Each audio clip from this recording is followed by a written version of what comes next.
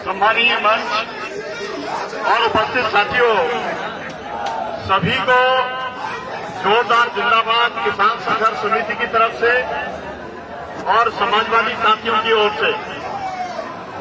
मैं यहाँ पर सुनने के लिए आया और मुझे देख करके बहुत अच्छा लगा कि मैं जिस शहर से आता हूँ, ग्वालियर से, उसकी जो टीम है, जिस तरीके का उन्होंने वहाँ पर एक माहौल बनाया है और पूरे मध्य प्रदेश में ओबीसी महासभा इस समय बड़े संगठनों के तौर पर जानी जाती है, वही चित्र यहाँ पर मुझे दिखलाई पड़ा।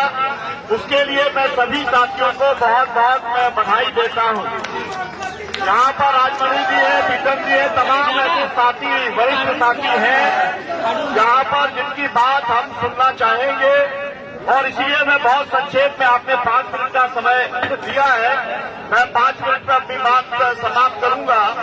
मेरा पहला कहना यह है कि जो हम बात कर रहे हैं जाति जनगणना की, वो सबसे ज्यादा महत्वपूर्ण बात है और इस समय उसका एक कंसेंसस बन गया है देश में।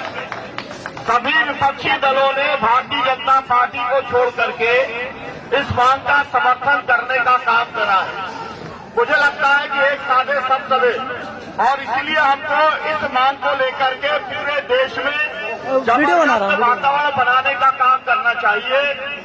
और मैं जितना मुझे अनुभव है आंदोलन का, मैं उसके आधार पर ये कह सकता हूँ, जिस समय मंडल के अंदर, यहाँ मंडल की सिफारिशें लागू हुई, दिल्ली की सड़कों के ऊपर जो सवर्ण लोग थे, जो अगले वर्गों के लोग थे, उन्होंने बहुत तांडव करने का काम किया था।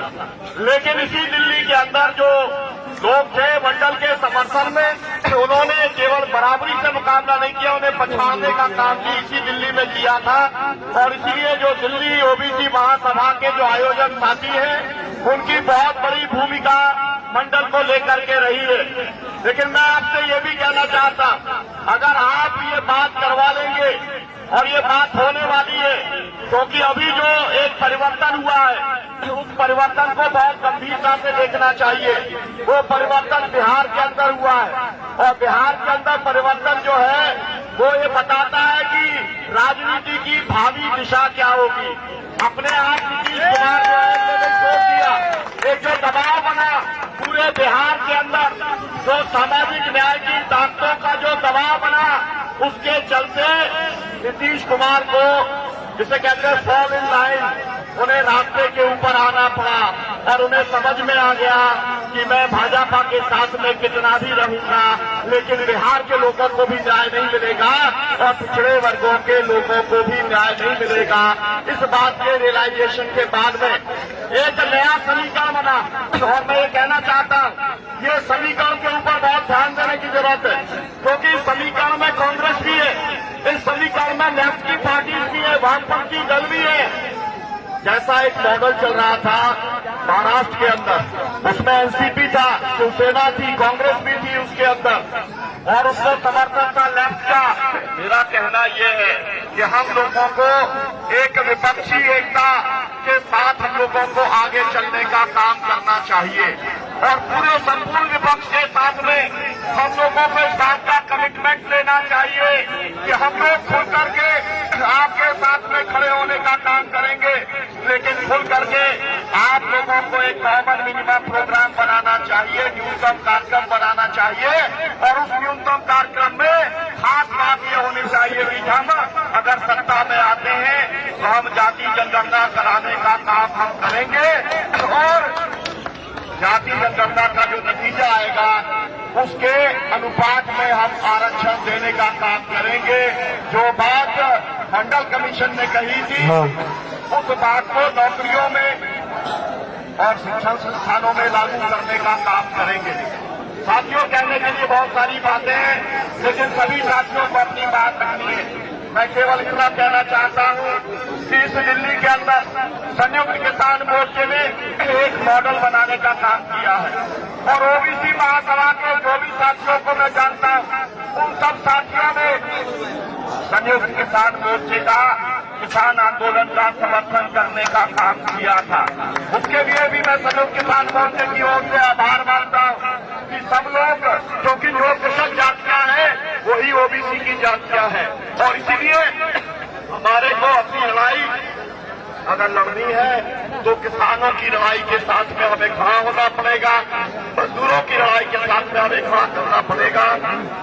मैं एक और बात कहना चाहता हूं, मैं सब फोटो देख रहा था, उसमें मुझे डॉक्टर राम मनोहर लोहिया का फोटो दिखाई नहीं पड़ा। मुझे लगता है कि डॉक्टर राम मनोहर लोहिया ने देश के अंदर पिछड़ा पावे 100 में 60 की बात की थी और वो मंडल कमीशन की भी वही मूल भावना थी। तो हम लोगों को डॉक्टर राम मनोहर लोहिया, बाबा साहब अम्बेडकर दोनों एक बात करते थे, जाति उन्मूलन की बात करते थे। सभी गली जाति व्यवस्था को खत्म करना पड़ेगा। हमारी बहन जो यहाँ पर बोल रही थी, पासवान बहन जी, बहुत बहुत स्वागत है आपका। बहुत सा जो बहन जी बोल रही थी वो सही बोल रही थी। हमारा मनुवाद जो है वो मानसिकता के अंदर है और उस मनुवाद से हमको लड़ना पड़ेगा। पहले हम अपनी व्यापक एकजुटता बनाएंगे, एससी की बनाएंगे, एसटी की बनाएंगे, ओबीसी की बनाएंगे, माइनॉरिटीज की बनाएंगे और इस व्यापक एकजुटता के अंदर 85% से ज्यादा लोग आ जाएंगे तो फिर उसके बाद में हमारा रास्ता अपने आप हो जाएगा। तो मैं ये कहकर के अपनी बात समाप्त करता हूँ। एक तरफ वो लोग हैं जो मनुवाद के साथ खड़े हैं, दूसरी तरफ वो लोग हैं जो सामाजिक न्याय के साथ में खड़े हैं। तो सभी सामाजिक न्याय में विश्वास रखने वाली छात्रों को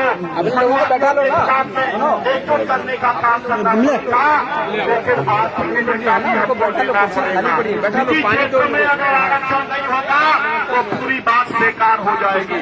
शिक्षण संस्थाओं में अगर आरक्षण नहीं होगा तो बात बेकार हो जाएगी। और इसलिए हमें मांगों के साथ में आगे बढ़ना चाहिए। हम लड़ेंगे, जीतेंगे। आप सब साथी मुझे जो आदेश करेंगे उस आंदोलन के अंदर मैं खड़ा रहूंगा। मुझसे साथी कह रहे थे कि बैतूल के अंदर ओबीसी महासभा अभी उस तरह तरीके से नहीं चल रही है। मैं इतना ही आपसे कहूंगा कि बैतूल के अंदर मैं आज ही जा रहा हूं, 3 बजे मेरी ट्रेन है और कल ही मैं साथियों से बात करूंगा। वहां पर वो कृषक जातियों का ही वो पूरा जिला है। वहां पर चाहे किरार हो, चाहे वो पवार हो, चाहे वो कुंभी हो, सभी जो जातियां हैं वो कृषक जातियां हैं और वो एक ओबीसी अस्मिता को के साथ में अपने आप को वो आइडेंटिफाई करने का काम करते हैं। और मैं अगर अपनी बात रामजी महाजन जी को बिना याद किए खत्म करूंगा तो मेरे लिए ठीक नहीं होगा, क्योंकि महाजन कमीशन भी एक बना था।